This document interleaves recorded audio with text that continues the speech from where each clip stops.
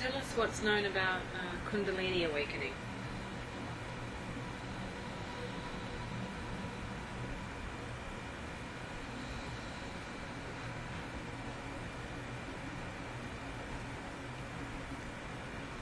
From birth, your energy is established in the spine, in the base of the spine.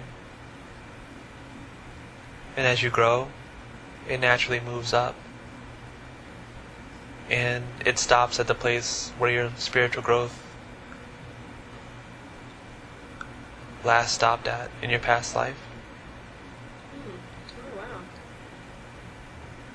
So Kundalini is a process of evolving from a base awareness. Most people stop at the third chakra. Right. And sometimes touch the fourth chakra through what they term transcendent experiences, such as love. But it's always never enough. It's always frustrating. Someone who's properly established in the fourth chakra experiences unconditional love for everyone. So in general, Kundalini is about raising your consciousness to higher and higher levels until at last you arrive at the crown chakra, which is the arrival at the source. So is this what physiologically is happening when the flood of light is being integrated into the physical body? The flood of light can come in and draw the Kundalini up instantly. Oh, okay. Whenever you have light coming down, it draws the consciousness up from wherever it's at. Okay.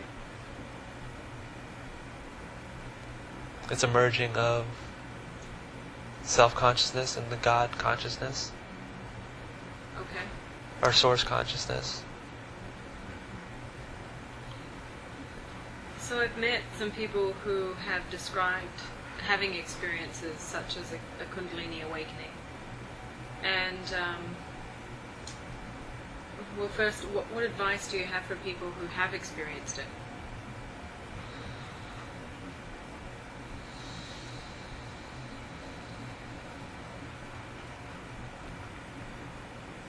To remain balanced.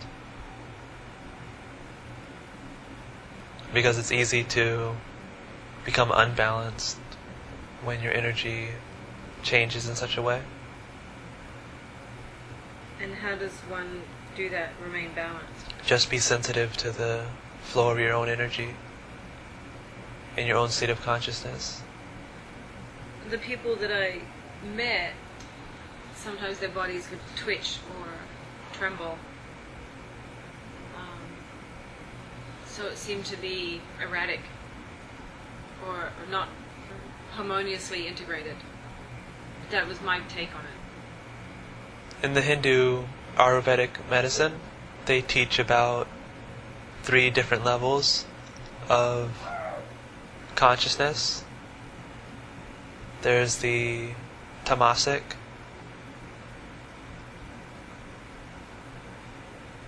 the rasic, and the sattvic levels.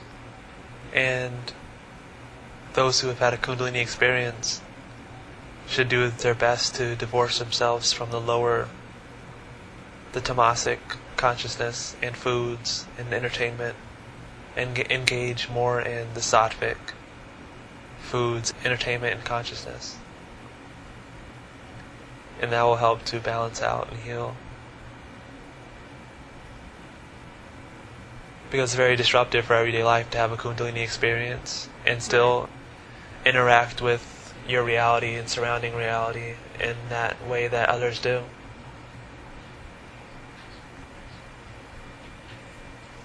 The mainstream culture is not really conducive to having a Kundalini awakening and living in that state of consciousness.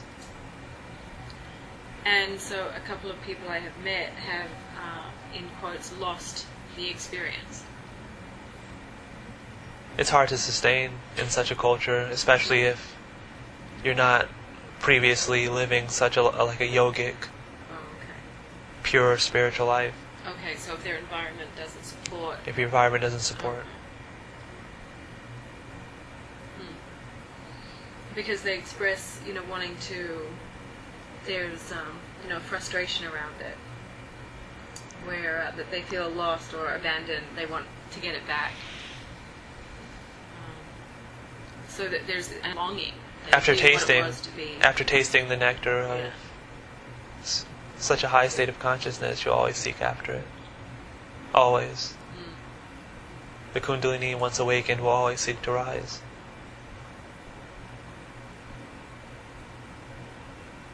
But it's important to stay balanced and sensitive to your energy, and accept the state that you're at, and always be aware of that which you're seeking is within you. That's what you're seeking is not outside of you. It's not even necessary to incorporate the Kundalini paradigm, no, but just to enter into awareness and center yourself in your own awareness. Oh, okay, that's interesting. So it's not necessarily a rite of passage. Not necessarily a rite of passage. Just some people have that experience. Some people have that experience. Some people don't even understand or know about Kundalini, and they'll still awaken and not experience the Kundalini effects. Well, one of the women had the experience, and then it was through research they labeled it the Kundalini awakening. Exactly. So is it possible for them to experience it again, or it's unnecessary? What advice do you have for the people who have experienced it and then lost it again, in quotes? Anytime you raise your consciousness, your Kundalini will rise, the energy will rise. And so, raising your consciousness can gently, not suddenly, can help to reestablish you in that state. Okay. So it's not lost. It's never lost. They need to set the intention to move into awareness. It's all about moving into the light that awareness is. That light that is behind everything. At your center of your being, you're like a star. And the chakras and everything like that surround that star.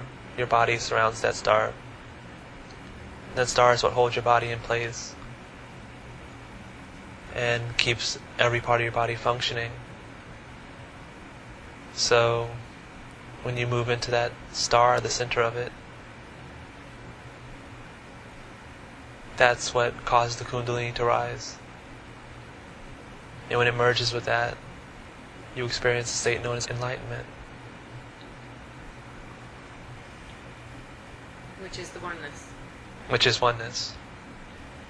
God consciousness. There's many names for it.